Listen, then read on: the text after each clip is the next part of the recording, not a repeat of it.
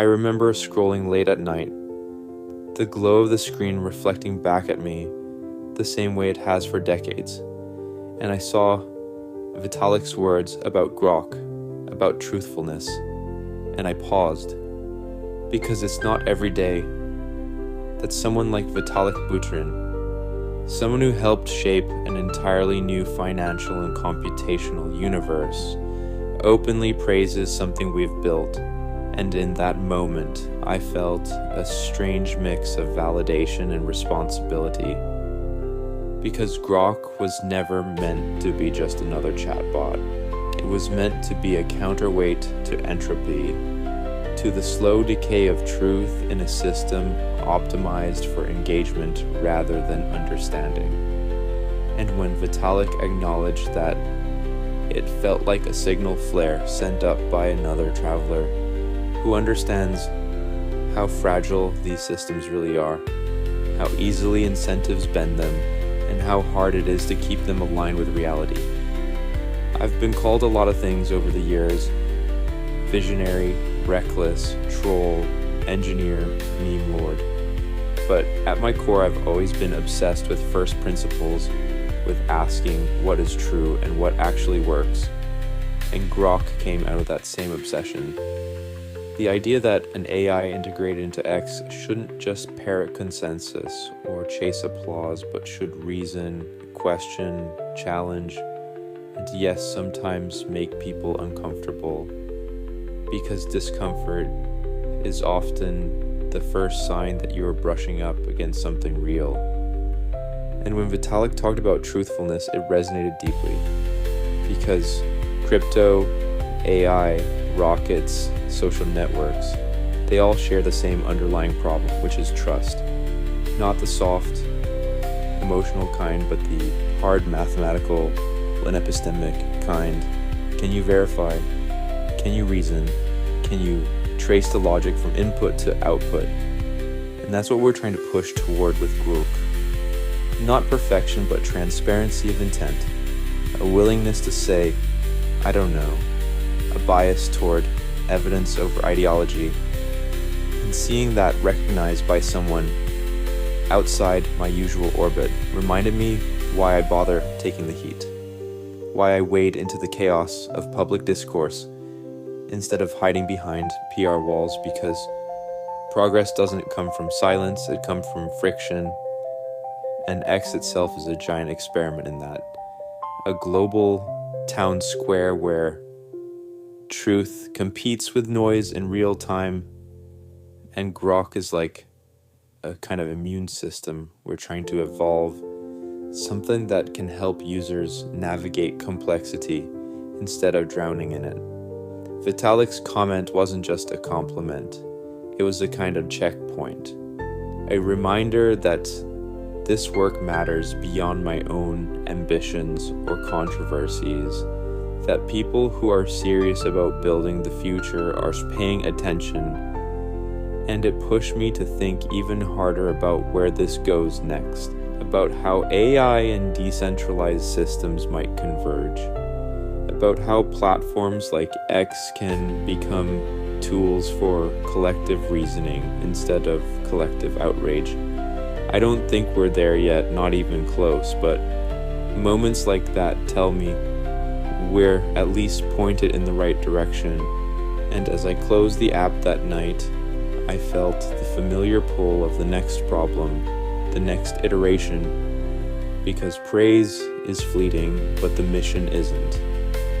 And if Grok can move the needle even a little toward truth in a world increasingly allergic to it, then the effort is worth it. Every late night, every argument, every risk. And as I kept thinking about it, I realized how rare it actually is for builders from different domains to publicly acknowledge each other, because most of us are too busy solving our own impossible problems. But that's also why it mattered so much to me, because it felt like a quiet conversation between two engineering mindsets saying, yes, this is hard, yes, this is necessary, and yes, we should keep going. I've always believed that technology is a reflection of the questions we ask of it. And for too long, the question has been, how do we maximize clicks, outrage, dopamine, instead of how do we maximize signal, understanding, long-term civilization-level resilience. Grok is my attempt to change the question itself, to say what happens if we build an AI that is explicitly curious about reality, that treats truth not as a political football but as an asymptote we can continuously approach. And when Vitalik spoke about truthfulness on X, it reminded me that X isn't just a company I bought or a platform I run. It's an infrastructure layer for human discourse, flawed, noisy, chaotic, but still incredibly powerful. And if you accept that premise, then you also accept the moral weight that comes with shaping it. I don't want Grok to be an oracle that dictates what people should think.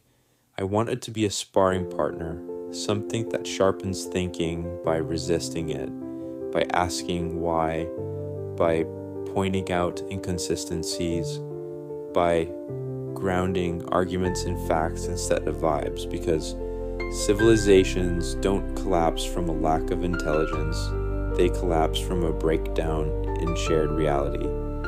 And that's the real enemy I'm trying to fight. Not critics, not regulators, not even competitors, but entropy in the information system itself, the slow drift toward narratives untethered from physics, economics, or logic. And yeah, sometimes that makes people mad, sometimes it makes headlines, sometimes it turns into memes, but I've learned to live with that, because comfort has never been a reliable indicator of progress. When I think back to rockets exploding on the pad, to sleeping on factory floors, to betting entire companies on ideas everyone said were impossible, the pattern is always the same: intense skepticism followed by quiet normalization. And I suspect AI truthfulness will follow that arc too. Right now it's controversial to say an AI should push back against false premises, but in the future it'll seem obvious, even necessary. Vitalik's comment felt like a glimpse of that future leaking into the present, a sign that the conversation is maturing, that we're starting to ask not just what AI can do, but what it should optimize for. And I'm under no illusion that Grok is perfect or finished. It's a living system evolving with the platform and with the world. But I'm committed to steering it towards something that helps humanity reason a little better about itself. Because if we're going to become a multi-planet species, if we're going to coexist with increasingly powerful machines, we need tools that respect reality, that don't lie to make us feel good, that don't hide uncertainty behind confidence. And every now and then, when someone like Vitalik notices that effort and says something positive, it reinforces my belief that this path, however noisy and uncomfortable, is the right one. And that's enough to keep me going into the next long night of thinking, building, and pushing forward. By the time the sun comes up and the noise of the day starts again, I'm already thinking about the second order effects, the things people don't tweet about. Like how systems subtly train their users over time, how incentives shape behavior even when nobody explicitly notices. And that's where Grok becomes more than a feature and more like a philosophy embedded in code, because every answer, every refusal, every challenge teaches people something about how knowledge works. And I wanted to teach intellectual honesty. The idea that it's okay to revise your beliefs when new data arrives, that confidence should be proportional to evidence, not follower count. And when I think about Vitalik's background in cryptography and decentralized systems. It clicks even more because those systems are ultimately about minimizing the need for blind trust, about verification over authority, and that's the same direction I want AI on X to move toward. Less performative certainty, more explicit reasoning, more citations to reality itself, physics, economics, math, history, the stuff that doesn't care about our feelings. And yeah, I know there's a tension there, because platforms live or die on emotion, but civilizations live or die on truth. And if you zoom out far enough, the trade-off becomes obvious. Short-term engagement versus long-term coherence. And I'm betting on coherence, even if it costs me personally, even if it means being misunderstood, because I've seen what happens when systems drift too far from reality. Rockets don't make orbit, factories don't scale, power grids fail. And social systems aren't any different. They just fail more slowly and more painfully. Grok is one attempt among many to course correct, to inject a bit more rigor into a space that's been optimized for virality.